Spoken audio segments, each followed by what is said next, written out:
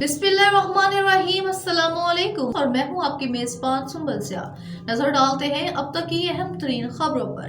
सियालकोट खुर्रम मीर की रिपोर्ट के मुताबिक chairman Punjab land revenue record authority Chaudhry Tariq Subhani ने कहा है कि सुथरा पंजाब प्रोग्राम के तहत सियालकोट और नारोवाल की 7 तहसीलों के अर्बन इलाकों में सफाई का निज़ाम Sialkot solid waste management company ने सफाई का आगाज कर दिया है और बतरीज दही यूनियन काउंसिल में सफाई के ऑपरेशन के लिए हमारे रिसोर्सेज और मशीनरी हायर करने के लिए कॉन्ट्रैक्टर को मोबिलाइज कर दिया है। ये बात उन्होंने आज डीसी ऑफिस सियालकोट में सुथरा पंजाब प्रोग्राम का जायजा लेने के लिए मुनक्किदा इजलास की सदारत करते हुए कही।